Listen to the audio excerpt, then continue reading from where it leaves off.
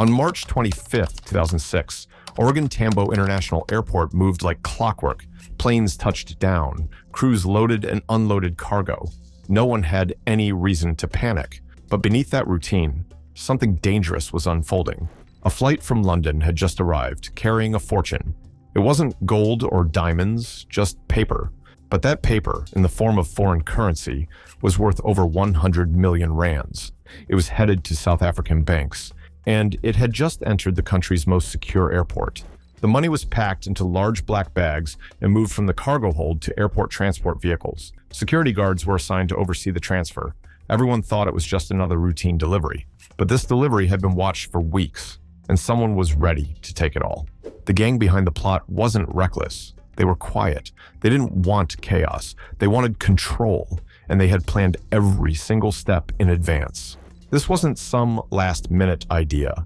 The robbers had studied airport blueprints. They had followed cash routes. They had timed security shifts. They knew the guards' names, habits, and patterns. Some of the information came from within. A few airport employees were paid off. Others were threatened. The gang got everything they needed: schedules, access points, and weak spots. With this knowledge, the plan became unstoppable. They secured police-style vehicles, flashing lights, and even authentic-looking uniforms. To a passing eye, they were law enforcement. But behind the disguises were criminals with a goal. The uniforms helped them move freely. No one questioned their presence. The target was the armored van carrying the money. They knew when it would leave, they knew the route it would take, and they knew when security would be most distracted. The heist was set to begin just as the shift changed. Darkness helped their plan. The tarmac had little light, and shadows made it easy to hide. Some members of the gang waited near the cargo section. Others positioned themselves at key exits. One insider sent the signal. Everything was clear. The van began to roll, guarded by a small team of men. But within moments, it was surrounded. The fake police cars pulled up, doors slammed, were drawn, but no were fired. Fear did the job that bullets didn't need to. The guards were ordered to lie face down. No one resisted. The robbers moved fast, taking the cash with brutal efficiency. Within minutes, the van was empty. No alarms rang during the heist. The entire airport was still running like normal. Planes landed, passengers collected bags. Meanwhile, 100 million rands had vanished from a secure zone. No one outside that corner of the airport had a clue. The gang disappeared just as quickly as they came. The vehicles sped off into the city. The insiders melted back into their shifts. No fingerprints, no clear footage, just questions. When the guards radioed for help, the damage was already done. Police rushed in, but the trail was cold. Security footage was missing keyframes. Cameras had been turned or blocked. Someone knew exactly what they were doing. The heist was so smooth that some doubted it happened at first. How could something this big go unnoticed? How could this many people be involved and leave so few clues? But the empty van and missing cash proved it was real, and it had just made history. This wasn't only a robbery, it was a blueprint, a demonstration of how inside knowledge could overpower walls, cameras, and The plan didn't rely on violence. It relied on silence, precision, and perfect timing. And it worked better than anyone thought possible. In under 10 minutes, the gang vanished into Johannesburg's streets.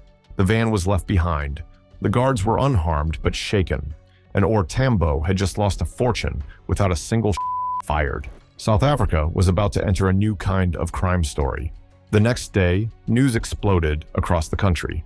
Headlines screamed about the missing millions. The public was stunned. How could the country's most guarded airport be breached so easily? The answer was simple. It wasn't just breached, it was infiltrated. The men who carried out the heist at Tambo weren't just ordinary criminals. They were 24 strong, moving with the control and focus of a military unit, with AK-47s. They looked like soldiers, not thieves. Their steps were sharp, their decisions were quick, and their timing was perfect. This wasn't chaos, it was pure precision. At the center of the operation were criminal masterminds. These were not wild risk-takers. They were calm, smart, and cold. Every move was written out long before the night of the robbery. They operated in silence, far from the scene, pulling strings from the shadows. Their leadership turned a bold plan into reality, but even the best plan needs someone on the inside. Without help from airport staff, none of this would have worked. These were people with keys, codes, and schedules. They knew who worked, where, and when the money moved. And for the right price, they gave all that away. Some of these insiders worked in cargo and logistics. Others had jobs in airport security or with ground support teams. They weren't just passing messages, they were shaping the plan. They gave access to gates and control rooms. They handed over the playbook. The most dangerous part was what these insiders knew. They leaked the flight arrival times and where the cash was going. They knew how long each guard stayed on post. They described the route from the plane to the vault. They gave the gang everything they needed. Security protocols were no longer secure. Handoffs were changed without raising any alarms. Some guards were told to expect a new shift crew, which turned out to be the robbers. Camera angles were shared. Blind spots were used. Cameras were also tampered with or turned away. The inside helpers managed to hide footage. Some recordings vanished after the heist. Others were never captured at all. This gave the gang invisible paths through the airport. When the robbers arrived, they didn't look like criminals. They wore police and airport uniforms, complete with fake IDs and badges. Their clothes matched the real thing so well that even trained guards were fooled. Some had clipboards, radios, and the right language. It looked like just another security shift. Their vehicles were made to appear official. Some had markings like police vans, others like airport shuttles. They were clean, fast, and able to move freely through restricted areas. There were no alarms because everything looked right. That was the key to the whole deception. With uniforms and vehicles in place, the team moved in without resistance. They approached the target calmly, without raising suspicion. Some guards were confused but didn't fight back. They thought these were real officers taking control. That brief moment of hesitation was all the robbers needed. The plan worked not because of violence, but fear. The gang shouted clear commands, using force only when needed. Were real and everyone knew it. Some guards followed orders out of fear. Others froze, not sure what to believe. No were fired during the entire heist. The silence made the event even more chilling. It was fast, quiet, and perfectly timed. Everyone did their job, and no one panicked. That's what made it so effective. Each team member had a specific task. Some blocked entrances to stop airport police from getting close. Others handled the bags of cash, moving them quickly into the vans. A few stood watch, scanning every angle for any sign of trouble. Every second was accounted for. One unit managed the money extraction. They knew which vehicle carried the currency. They walked right up, grabbed the bags, and moved fast. No confusion, no hesitation. They were in and out within minutes. Outside, another unit created a perimeter. They used their fake identities to control traffic. They waved off staff, redirected movement, and kept the path clear. No one thought to challenge them. It looked and felt like a police operation. The entire operation lasted under 30 minutes. From the moment they entered to the time they vanished, not a second was wasted. It was clockwork, tight, exact, and deadly efficient. By the time anyone realized what had happened, they were gone. The 100 million rands had vanished into the night. The robbers moved with exact timing. There was no panic, no shouting, just cold commands. They held the drivers at point and ordered them out. Others grabbed the guards and secured the area. The takeover was complete in less than 2 minutes. One of the guards tried to signal for help, but it was already too late. A jammer blocked his call. Another tried to activate an alarm, but the system had been tampered with earlier. Cameras were pointed the wrong way or weren't working at all. The insiders had done their job perfectly. Not a single was fired. No one was hurt. The sheer surprise and control of the moment kept everyone frozen. The guards, unsure if this was a drill or an attack, didn't resist. Fear took over faster than could. As the guards were held back, others moved to the money van. They opened the rear doors and found the prize waiting. Inside were duffel bags packed with hard cash, stacked, bundled, and sealed. Millions ready for the taking. It was too easy. The robbers began transferring the bags to their own vehicles. These weren't regular getaway cars. They looked like airport security vans, complete with logos and markings. Drivers wore matching uniforms and moved like they belonged. No one passing by would have guessed anything was wrong. Outside the airport, other gang members played their part. A decoy roadblock was set up to stall backup forces. They used stolen police cars to create traffic jams and block access points. This gave the robbers just enough time to operate without pressure. Every second had been planned. Back at the loading area, the last bags were packed in. The van door slammed shut. The team gave a silent signal. Without delay, the convoy rolled out as calmly as it had come. Their exit route was already prepared. Gates that should have been locked were left open by insiders. Guards at checkpoints had been told to expect a money transfer operation. Radios crackled with false clearance codes. The convoy passed through without a single delay. Once beyond airport fences, the robbers broke off in different directions. They took quiet roads and vanished into the early morning shadows. Some vehicles were later found burned and abandoned. Others were never seen again. The cash was gone, swallowed by the city. The airport was in shock. Staff realized the money never made it to the vault. Panic spread quickly. By the time police were called, the robbers had already disappeared. They had pulled off the biggest cash robbery in South African history. A lockdown followed. Flights were delayed and all gates were sealed. Security teams searched every corner of the airport, but there was nothing left. No clear fingerprints, no immediate clues, just stunned faces and empty vaults. News broke by sunrise. Reporters arrived with cameras and questions. The airport's name was now tied to a heist worth over 100 million rands. South Africans woke up to the headlines with disbelief. It felt like something out of a movie. But this was real. Real cash. Real criminals. And no one saw it coming. South Africa woke up to chaos. Every newspaper screamed the same headline: 100 million rands gone inside job suspected. People were stunned, confused, and angry. The busiest airport in the country had been robbed as if it were a convenience store. It shattered any illusion of security. TV stations rolled out breaking coverage. Helicopters circled the scene. Journalists bombarded officials with questions. How could such a high-security facility be breached without a single The country watched in disbelief.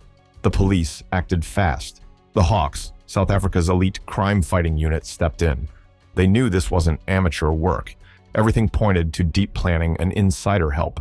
The robbery was clean, surgical, and deeply humiliating. Thousands of hours of footage were reviewed. Security teams, baggage handlers, and logistics staff were interrogated. No one was spared, but many cameras had been turned or mysteriously shut off that night. Evidence was scarce and frustration ran high. The robbers left no trail, at least, not an obvious one. The stolen vehicles vanished or were found burned. Uniforms and fake IDs disappeared. The insiders went silent. For weeks, it seemed like the criminals had pulled off the perfect heist. But even perfect plans have weak links. Greed started to crack the silence. One suspect bought a luxury car in cash. Another was spotted handing out stacks of money in a club. The police took note. One man cleared his home loan in full. His family, once struggling, was now splurging at designer stores. Neighbors whispered. Investigators followed the paper trail. It pointed straight back to March 25th. Anonymous tips started rolling in. A bank flagged an odd deposit. A neighbor overheard a strange phone call. Police connected the dots and faces started emerging. The once faceless operation became a puzzle, slowly coming together. Some suspects were familiar to the airport. A few worked in ground support. Others had access to the vault routes. One had keys to the security room. The inside job theory was now a proven fact. Authorities stopped one suspect just before boarding a flight to Dubai. He was calm, ticket in hand, but carrying no luggage. Another was found at a cousin's house with 500,000 rands stuffed under a bed. The circle was tightening. The police were getting close. By the end of the year, several arrests had been made. Some suspects cracked under questioning. They described planning meetings, who gave what information, and who coordinated the timing. They named each other. The unity of the team collapsed. When charges were filed, the media exploded. Courtrooms filled with reporters, cameras, and curious citizens. Some suspects denied involvement. Others claimed they were forced to cooperate. But prosecutors came armed with phone records, witness accounts, and sudden wealth patterns. The legal battles dragged on for 6 long years. Every piece of evidence was challenged. Some suspects were released due to lack of hard proof, but the core gang members faced intense prosecution. The courtroom became a battlefield of truth and deception. In the end, 7 men were convicted. They were found guilty of robbery, conspiracy, and possession of stolen property. The judge called it a high-level betrayal of trust. Sentences were harsh, running up to 20 years. South Africa watched as justice was served partially. But not all the money was recovered. Only a fraction of the stolen 100 million rands ever returned. Some believed it was funneled through shell companies. Others said it had already left the country. The rest of the fortune remained invisible. Experts think most of the cash was hidden offshore. Some of it may have been exchanged for crypto or used in black market trades. The police followed leads for years, but most turned cold. The robbers may have lost their freedom, but the money lived on. The OR Tambo heist reshaped airport security. More cameras were installed. Access became tighter. Shifts and schedules were no longer predictable. But the scar on national pride remained. To this day, the case is studied by law enforcement. It wasn't just about money, it was about control. A team of criminals had shown how fragile a system could be. With time, trust, and knowledge, they had cracked it open. And for a moment, they vanished like ghosts. The OR Tambo heist wasn't just big, it was historic. Never before had such a large amount of money vanished so cleanly from a national airport. What shocked people most was how smoothly it happened. No one was shot. No alarms blared until it was too late. This wasn't chaos, it was control. Every move had been timed with precision. It felt more like a military mission than a robbery. That level of planning was rare, especially for a crime of this size.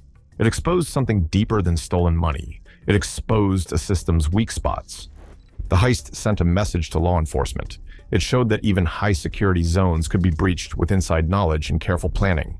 Or, Tambo was supposed to be safe. But that night, it became the stage for one of the boldest crimes in Africa, and everyone knew it could happen again. The airport moved fast to fix its flaws. Security was upgraded across the board. Biometric systems were installed. Surveillance cameras were doubled and placed in blind spots. The way cash was moved around the airport changed completely. Cargo and valuables now faced new rules. Staff background checks became more detailed. Swipe access was logged and monitored. Every movement inside the airport was tracked. The robbery rewrote the playbook on airport security. But even with the fear, the heist fascinated the public. People wanted to know every detail. TV specials broke it down minute by minute. Crime shows recreated scenes. The robbers became legends, some admired, some feared. Stories started to grow around the stolen money. Some said it was buried in remote parts of the country. Others believed it was smuggled out in pieces. There were even claims it was used to fund future crimes. Truth blurred with myth. That myth had real consequences. In 2017, Oregon Tambo was hit again. This time, 24 million rands was stolen. It was smaller, but the method looked familiar. Uniformed men again moved without resistance. The robbery had echoes of 2006. Inside help was suspected again. It was as if the original heist had taught others how to do it. Even years later, police still don't have all the answers. Some insiders might have escaped suspicion. Maybe not everyone who helped was caught. The planning was too detailed to come from just a few low-level workers. That's what keeps the mystery alive. Was there a mastermind? A figure above the rest? Someone who gave the orders but never touched the cash? Police never found that person. Or maybe they did, and we'll never know. The court gave closure to some. 7 men were jailed. But justice doesn't always feel complete, especially when most of the money is still missing, and questions remain unanswered. Every few years, the story returns to the headlines. Journalists dig for new leads. People debate who really pulled the strings. It's a puzzle that refuses to fade. Too many loose ends, too many secrets. For South Africa, the heist left a scar. It wasn't just about money, it was about trust. If an airport could be robbed so easily, what else was possible? People became more aware of security. Officials reviewed systems across sectors. Even banks and transport companies changed how they worked. The lesson was clear. Don't assume you're safe. The OR Tambo robbery didn't just change one airport. It shifted the mindset of a country. From now on, inside threats would be taken seriously, and smooth plans would always raise red flags. That was the new reality. But for all the changes, some things haven't been answered. Who first came up with the idea? How deep did the planning go? And did someone powerful help keep it quiet? These questions may never get answers, but they still matter because they remind us how fragile safety can be and how clever criminals can become when they work from the inside. The OR Tambo heist will always be more than a crime. It was a message, a warning, a challenge to security systems everywhere, and above all, a chilling reminder that no place is ever truly secure. Don't forget to like and subscribe. See you in the next video.